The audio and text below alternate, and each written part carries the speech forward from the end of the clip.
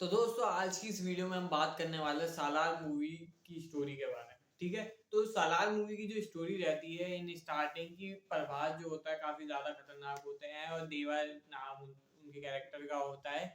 ये मूवी जो है अपने आप में इसी कैरेक्टर पे बेस्ड होती है, मेन कैरेक्टर यही रहता है। ठीक है, ये मूवी की स्टार्टिंग में हमें पता चलता है कि श्रुति हसन जो है उनके पीछे कई सारे एनिमीज पड़े होते हैं, जिसे बचाने के लिए भाई एक आदमी आता है जो कि प्रभास के सहारा बनता है। मतलब प्रभास को वो जानता है और उसे भी पता है कि प्रभास इस लड़की को बचा सकता है, लेकिन उस लड़की को ये नहीं पता होता कि भाई उसके पीछे क्यों पड़े हैं। उसका बाप बोलता है कि प्लीज बेटी तुम यहाँ क्यों आई इंडिया में, और तुम यहाँ से चले जाओ। और वो निकालने के चक्कर में रहता है, लेकिन वो नहीं जा पाती क्योंकि उसे अपनी माँ के जो वो होती है ना हत्या, उसे बहाना होता है इंडिया में। तो दैट्स वाई कि वो इंडिया आती है। लेकिन यहाँ पे पॉइंट ये रहता है कि उस लड़की पे अटैक क्यों हो रहा है। इन स्टार्टिंग में इस मूवी को ना सिर्फ बिल्डअप ही कराया गया कि उस लड़की को बचाया जा रहा है, लेकिन बचाया क्यों जा रहा है ये चीज नहीं क्लियर होती।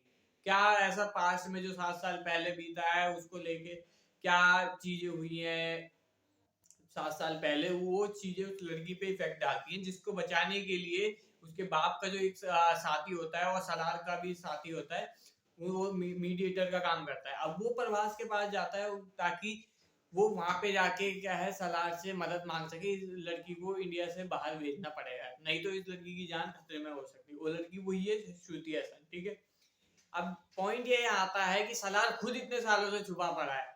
वो है तो पावरफुल बंदा, लेकिन यहाँ पे उसकी भी बैक स्टोरी क्या रही है, क्या ऐसा सीन हुआ है उसके साथ में कि वो अलग ही सबसे छुपा रहता है और उसके पीछे ऑलरेडी कई सारे क्रिमिनल्स लगे हुए हैं, मतलब कि उसे पकड़ना चाहते हैं। क्यों, ये चीज सबसे बड़ी इंपॉर्टेंट है कि उस लड़की के पीछे भी पड़े हुए हैं, सलार के पीछे भी पड़े हुए हैं। अब यहाँ पे जो एक पॉइंट आता है वो ये आता है कि जब वो मीडिएटर प्रभास के पास जाता है उसको लेके, तो वहां पे जाके और भी रायता अलग फैलता है। उसकी माँ उसको बोलती है चाकू मत पकड़ो, ये चीज मत करो, भाई तुम्हारा गुस्सा खराब है, ये खराब है, फलाना खराब है, जो कि एक बैक स्टोरी को नहीं दिखाया गया। और ये चीज थोड़ी अटपटी सी भी लगती है उस मूवी में। देखो मैं रिव्यू नहीं कर रहा, बट एक चीज बता रहा हूँ। ठीक है, अब यहाँ पे जो मूवी की स्टोरी आगे मूव होती है उसमें अब इस लड़की को पकड़ने के लिए जो खान सर के जो कुछ जो पहले लोग थे, वो इस लड़की को पकड़ने के लिए बहुत कुछ करता है। ठीक है, अभी खानसार में जो वो किंग है वो है वर्दा, जो कि सालार का बेस्ट फ्रेंड होता है।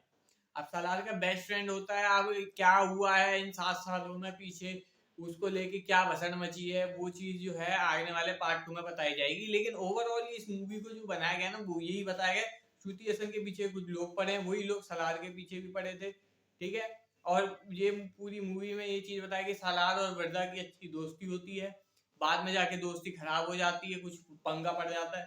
ठीक है, क्योंकि वर्दा का जो बाप था उसने क्या किया था, 3 समुदाय होते हैं, 3 समुदायों में से एक समुदाय को मिलने के लिए 2 A और B जो होते हैं वो C समुदाय के लोगों को मार देता है। उसी में से 2-3 जने बच जाते हैं जो, और वो लोग क्या करते हैं कि इन्हीं के साथ ग्रुप में मिल जाते हैं और खानसार में ही रहते हैं।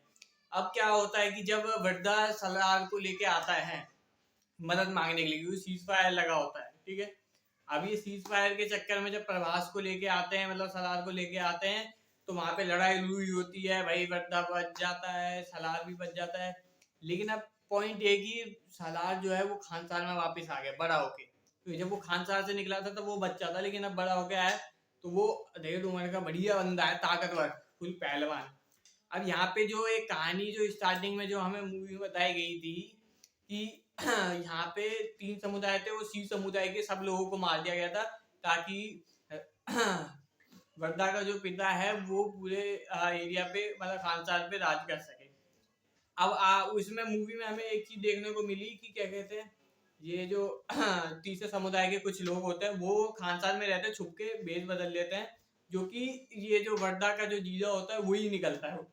ठीक है, अब यहाँ पे एक और ट्विस्ट है, जो मेन ट्विस्ट है मूवी बनाई क्यों गई है कि एंड में इन्होंने बता दिया कि सालार जो होता है वो भी तीसरे समुदाय का हिस्सा होता है।